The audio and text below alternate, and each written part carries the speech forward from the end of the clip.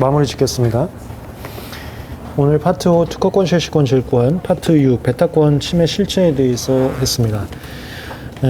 파트 6 베타권 침해 실체, 첫 번째 침해 성립 요건, 직접 침해 성립 요건, 간접 침해 성립 요건, 어떻게 하면 직접 침해나 간접 침해가 성립하는지, 그 다음에 두 번째, 침해가 성립했을 때 주는 추가적인 권리, 침해금지, 손해배상, 신용회복 청구권에 대해서 받고, 얘네들 강제 집행하기 위해서는 법원 판결이 필요한데 이때 법원 절차 내에서 이익증 책임 경감까지 했습니다.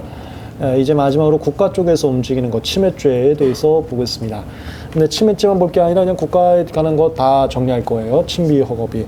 이건 단순 암기 179페이지에 하겠습니다. 침비 허겁이.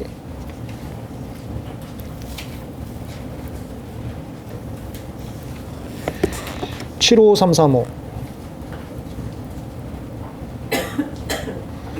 155335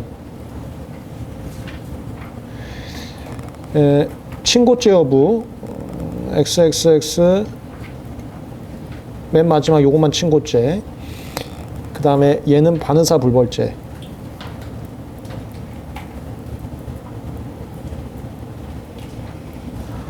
양벌 규정 OXX55X 양벌 규정 갈 때 개인하고 법인 나뉘는데 법인에 대해서는 좀 비싸요. 이거 3억, 나머진 더블 6천. 이어서 빈칸 하나 뚫어놨는데 전문심리위원은 형량이 좀 약합니다. 얘는 2년 또는 금고, 벌금은 1,000만 원.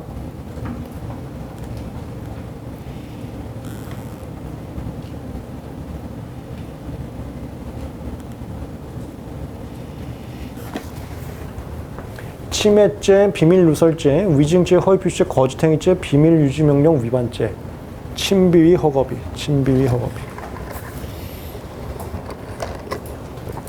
침비위 허겁이, 침비위 허겁이. 전문심리위원만 조문을 좀 이상하게 만들었고요. 나머지들은 어떤 특색이 있냐면 이거 1년당 1천만 원을 맞춰놨습니다. 1년당 1천만 원을 맞춰놨어요. 얘는 좀 다르고요. 침해죄는 특허나 실용신해나 반의사 불벌죄가 됐고요. 나머지는 비친고죄, 이 사기친 것들은 비친고죄라 그랬었죠. 그 다음에 요건 친고죄. 공직자 기강행위, 그 다음에 사기친 애들, 이 사기친 사기꾼들, 이거는 비친고죄. 그 다음에 양벌규정, 종업원이 이 행위를 해서 회사가 이익을 얻었을 때 얘가 회사가 이익을 얻을 수 있는 상황들이고요. 그랬을 때 회사가 개인사업자냐 법인사업자냐 나눠서 개인사업자는 똑같은 형량 1억 3천. 근데 법인사업자는 우월적 지위에 따라서 형벌 책임이 높아지는 게 있거든요. 아까도 128조에서 체크리스트에서 말씀드렸지만 법인사업자는 약간 우월적 지위라고 봐서 3억 더블 3억 6천 이렇게 가고 있습니다. 조문은 뭐 별게 없어요.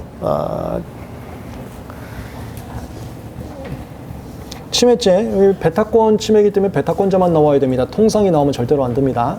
특허 전용이 침해한 자는 7년 1억.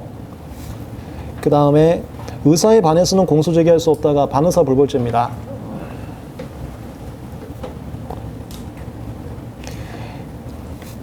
그리고 몰수.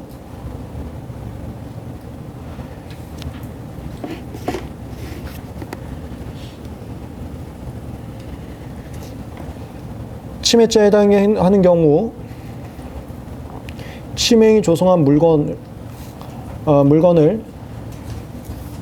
침해인이 조성한 물건이 그 짝퉁 물건이요. 그 침해 물건, 침해인으로서 생긴 물건, 어쨌거나 짝퉁 물건이요. 몰수하거나 피해자가 이게 베타권자 얘기하는 겁니다. 베타권자의 청구에 따라 베타권자에게 교부할 수도 있습니다.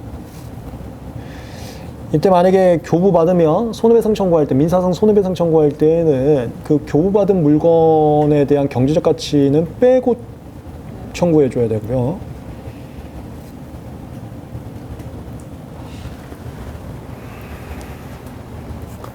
몰수입니다.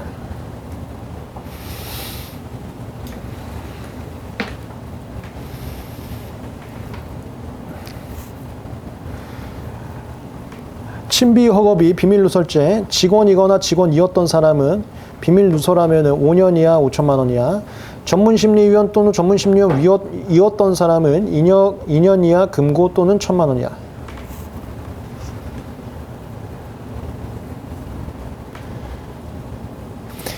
전문심리위원, 전문기관도 똑같아요. 이 전문기관. 그 다음에 전담기관은 전문기관 관리감독하는 곳이었죠. 그리고 전자기관, 이게 하청업체들.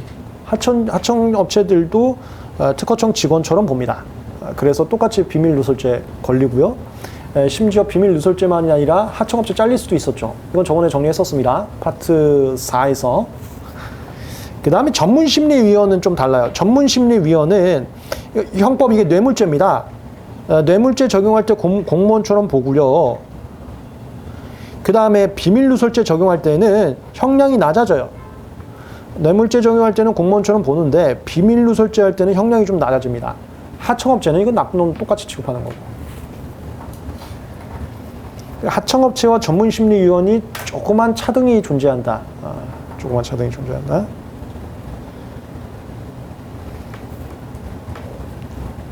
위증죄는 시험 문제 하나밖에 안 나옵니다. 자수한 거. 확정되기 전에 자수하면 감경 또는 면제해 줍니다.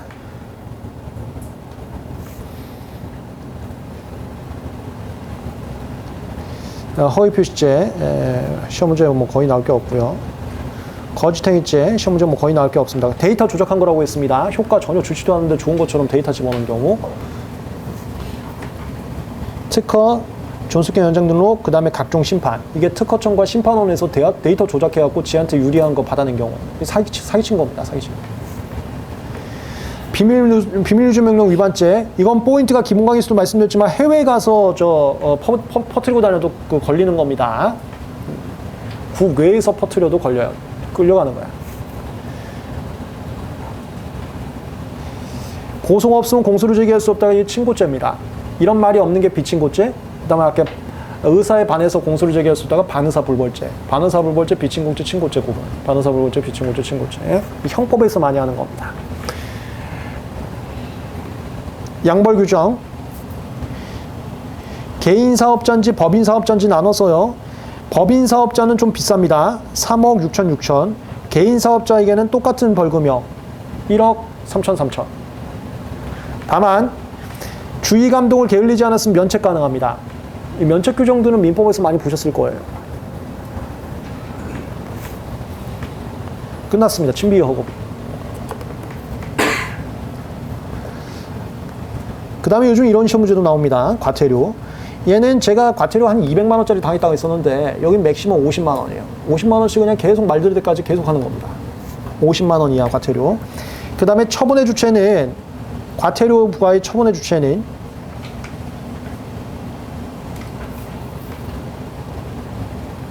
청장님께서 하십니다. 이 과태료 부과가 심판 절차 협조하라는 라인입니다. 심판 얘기들이에요. 심판 얘기들. 성스러운 심판 절차에 너는 무조건 국가의 부름을 받아야 된다 이건데 제일 대표적인 게 증인 소환이라고 했었죠. 난 너의 의견을 꼭 듣고 싶다. 나와라. 저 바쁜데요. 나와. 저 지금 좀 돈 벌어야 돼요. 바빠요. 그래 그러면 돈 많이 벌어라. 50만 원씩. 그래 가는 거예요. 제가 이것도 얘기하면 안 되나? 제가 어떤 분 뵀는데 그분도 젊었을 때 자기가 3시간 이상씩 자본 적이 없대요. 그래갖고 너무 바쁘다 보니까 그리고 처음에 비즈니스 바쁠 땐 직원을 고용할 수가 없습니다. 그러다가 마음 어떻게 해. 그래서 본인이 하다 보니까 예비군 훈련을 못 갔대. 근데 그분이 꽤 비싸게 내셨더라고요. 300인가 냈다 하더라고. 그러니까 돈 벌래? 그래 돈 줘. 이런 게 있습니다. 이거 이상한 소린가? 돈 많이 벌어. 50만 원씩 과태료. 청장님께서 하십니다. 이거 보면 이거 선서 있는데 사기친 거 이거 좀 위증죄 같은 거고요. 진실만을 얘기했습니다. 선서하거든요. 사기치기. 그 다음에 증인 소환했는데 정당 이유 없이 정당 이유가 휠체어 타고 뉴스에 나왔었죠. 그 정당 이유야. 나 아파갖고 못 간다. 그거 없이 안 나오면은 50만 원씩 나올 때까지. 그 다음에 그 밖에 증거조사에 대해서 정당 이유 없이 안 하면은 이게 다 얘네들은 증인 소환 같은 거라고 보시면 되고요. 증거조사가 증인 소환 중에 하나잖아요. 그 다음에 얘는 이게 가서 사기친 거. 그럼 이거 좀 위증죄하고 이거하고 뭐 이중처벌이, 이중처벌 내가 공부하지 말라 그랬잖아요. 과태료 내고 벌금 내고 이중처벌에 대해서는 우리가 할 게 아닙니다. 과태료. 처분의 주체는 신기한 게 이게 심판원 라인이지만 과태료 같은 건 일반적 업무이기 때문에 그 기관의 대빵이신 청장님께서 하십니다.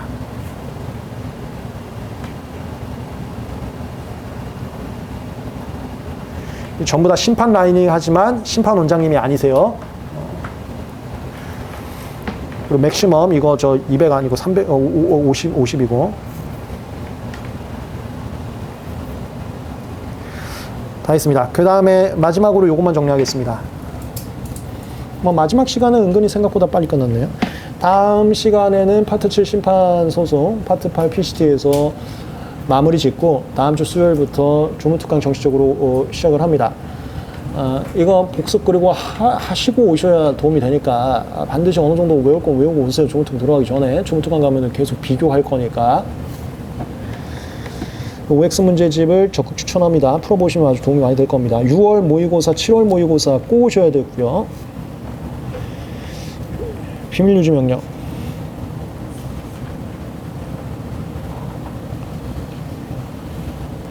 비밀유지 명령 신청하는 거 1. 그 다음에 비밀유지 명령 취소 신청하는 거 2.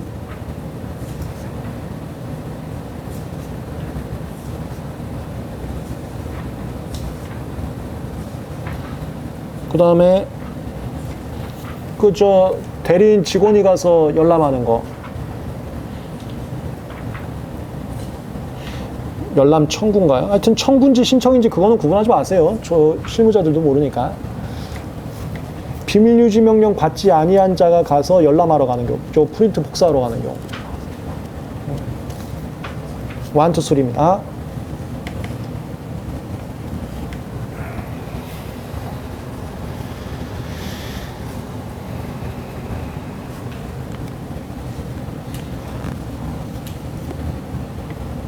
먼저 1, 이거 영업비밀 자료를 제출한 사람이 법원에서 알아서 열람 제한 결정하고요. 열람 제한 결정이라는 것은 법원 당사자 대리인 빼고는 외부에서 못 보고, 수험생분들이 자꾸 저 판결문만 보면 뭔 소리인지 모르겠어요.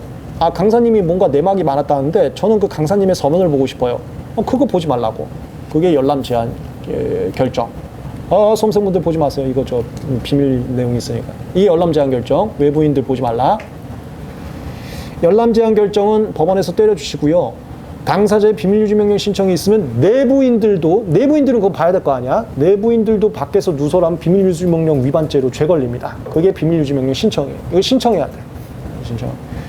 신청할 때에는 사람 한 명 비밀유지 명령 때려야 돼. 얘 때리고 대리인 때리고 중요한 사건 대리인이 2명 이상인 경우도 있습니다. 한 명 신청해야 됩니다. 한 명을 대상으로 내가 지금 제출한 자료에는 영업비밀이 포함되어 있고 이게 누설될 경우 내 영업에 지극한 타격이 있다는 것을 하소연을 써요. 하소연을 써갖고 비밀유지 명령 신청을 합니다.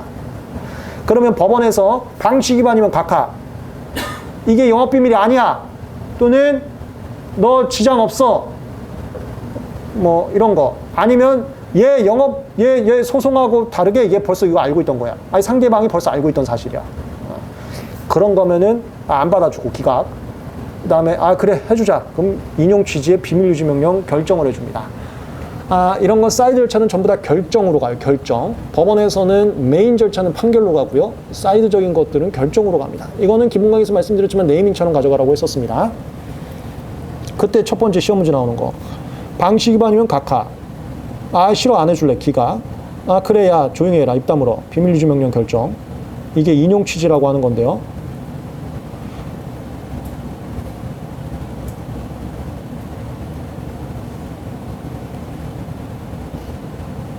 이거 불복한대. 이거 시험 문제 나와요. 그래서 얘는 비밀유지 명령 결정문이 송달된 때 효력 발생합니다. 보통은 확정된 때 효력 발생한다는데 얘는 불복이 안 되기 때문에 바로 확정이야. 송달될 때 바로 확정이야. 이거 시험 문제. 비밀유지명령 취소.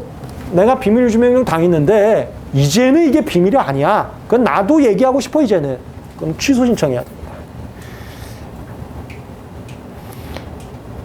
얘는 뭐 각하, 기각, 취소 결정 전부 다 불복이 가능하기 때문에 전부 다 확정된 때 효력 발생합니다. 효력 발생 시기, 얘 특이한 거 이걸로 잡는 거예요.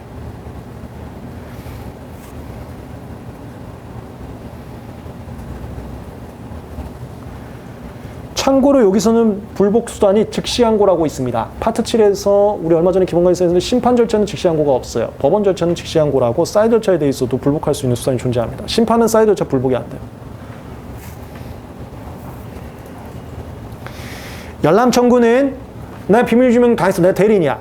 내가 보통 안 가거든요. 더워 죽겠으니까. 이렇게 얘기하면 또 안 되나? 큰일 난다. 큰일 난다 이거. 저희 방금 거는 사과하고. 아니 이렇게 얘기하면 안 되지. 제가 더위를 많이 타요. 그거 말고 우리 저 선생님이 가서 프린트 해주러 가세요. 제가 위임을 해주신. 근데 그분은 비밀유지 명령은 안 당했어. 이분은 사무실 직원분이니까. 그랬을 때 2주 동안 열람을 안 해줘요. 근데 2주 안에 그분은 주셔도 됩니다. 하면은 주고요. 그분도 싫어요. 그분도 어디 가서 누설하면 큰일 나기 때문에 그분도 비밀유지 명령 신청할래요. 그럼 비밀유지 명령 신청하면 이 비밀유지 명령에 대한 결정 나올 때까지 계속 그분한테 프린트를 안 해주십니다. 이거 싫으면 비밀유지 명령 당한 제가 직접 오라고. 그런 뉘앙스라 보시면 2주 기간. 비밀유지 명령 신청하면 플러스 알파 기간 동안 열람 청구를 안 해줍니다. 프린트 안 해줘요. 프린트가 네, 이거 조금 보겠습니다. 오늘은 여기까지 하겠습니다.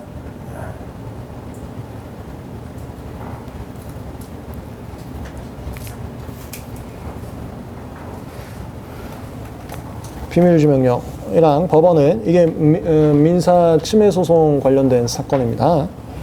특허 전용이 배타권이죠. 침해 소송에서 당사자가 부여한 영업비밀에 대해 다음각호 사유를 모두 소명이란 뜻에 대해서 정확하게 아실 필요는 없어요. 입증과 소명이 있는데 소명은 제가 아까 하소연한다라고도 말씀드렸죠. 그 정도만 감각 가져가지고 괜찮습니다.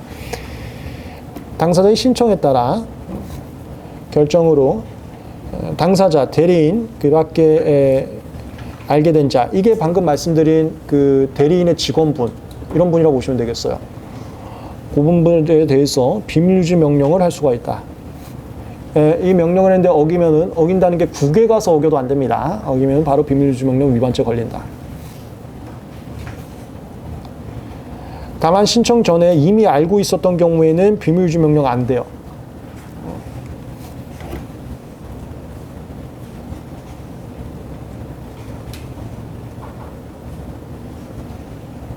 여기 1호 영업비밀이 있다. 2호 나 큰일 난다.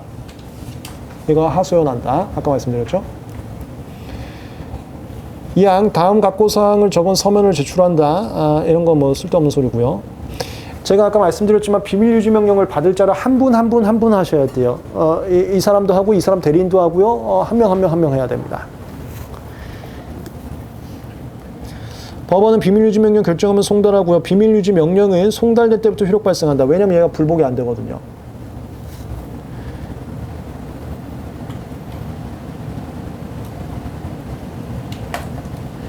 이거 이외의 처분에 대해서는 여기서는 기각결정, 각하결정이라는 처분이 있는데요. 이 처분에 대해서는 직시항고를 통해서 불복할 수가 있고요.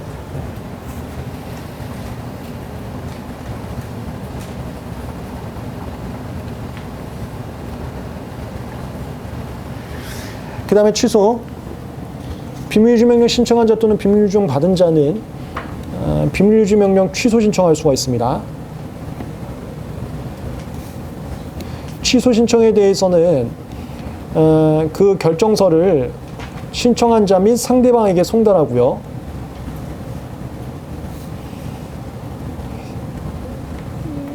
이 결정서가 각하, 기각, 취소 결정. 이 취소 결정이 인용 얘기하는 겁니다. 이거 있으면 신청한 자, 상대방 다 보내줘야죠. 그리고 여기서는 전부 다 이 취소신청 재판이라는 게 이 처분들이요. 이 처분에 대해서는 전부 다 즉시 항고할 수 있고요. 그래서 전부 다 확정되어 효력 발생합니다. 이거요. 이게 이해하고 구분한 거야. 비밀유지명령 결정은 불복이 안 되는 거 이해하고. 5항 이게 치사하게 시험 문제 나왔습니다. 비밀유지명령 취소 재판을 한 법원은 이게 취소 결정이야.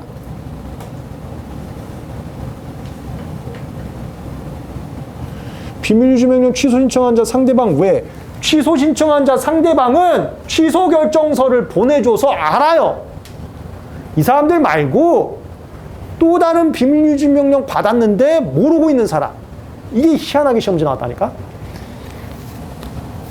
신청한 자 상대방은 이미 취소 결정서를 보내줬기 때문에 또 알려줄 필요가 없습니다. 이 사람들 말고 외에 비밀유지명령 받은 자가 또 있으면 그 자에게, 이 누구누구에게 통지대상.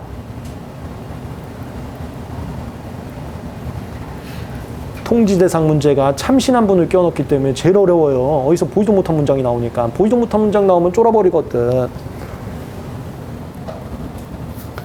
취소 재판 사실을 알린다. 그래서 너도 취소 신청해라. 야, 쟤 똑같은 사유로 취소됐는데 너도 저 심시하면 취소 신청해라. 근질근질함. 이 뉘앙스입니다. 이 뉘앙스.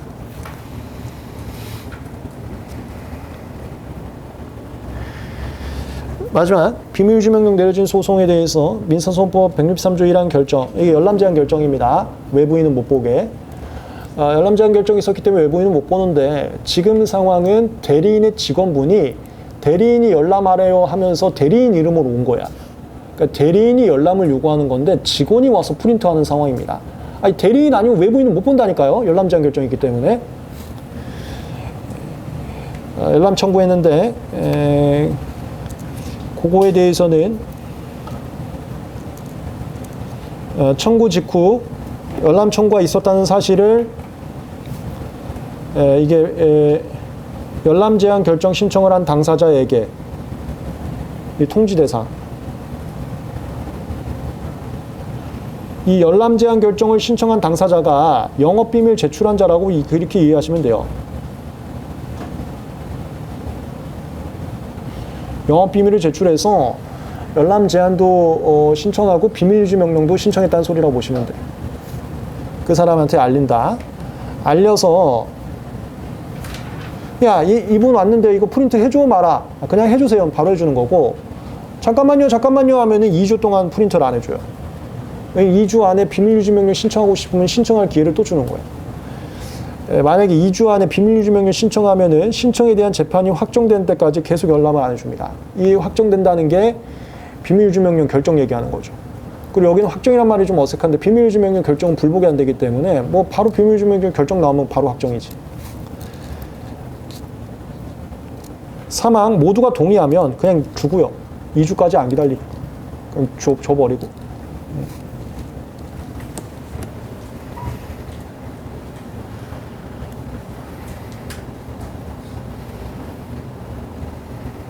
그분은 줘도 돼요. 괜찮습니다. 이렇게 하면. 저건. 이게 비밀유지 명령 결정 1, 2, 3 라인이었습니다.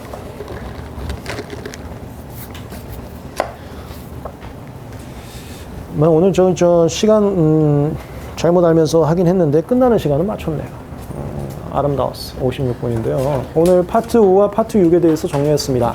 파트 5 특허권, 실시권, 질권. 특허권 같은 경우는 특허료 등록과 동의, 존속기한 연장. 이게 메인 컨셉이었어요. 그 다음에 실시권은 법정과 강제 받는데요. 그거 바로 외워버리시고요. 이어서 파트 6 와서 질권은 뭐 쟁점이 없었고 파트 6에서 직접 침해, 간접 침해 어떻게 하면 성립이 되는지 성립 요건과 그 다음에 직접 침해, 간접 침해 성립됐을 때 침해금지 손해배상 신용회복 청구하는 라인들 특히나 얘네들 입증 경감해 주는 거 그 다음에 침비 허겁이 죄 쪽으로 갔습니다. 판례 강의에서 할 건데 간접 침해는 참고로 침해죄가 적용되진 않아요. 이런 것들은 판례 강의에서 디테일하게 다시 잡을 거고요. 일단 침비 허겁이까지 정리를 했습니다. 다음 시간에 파트 7, 파트 8에서 마무리 짓고 조무특강 이어서 가겠습니다. 수고하셨습니다.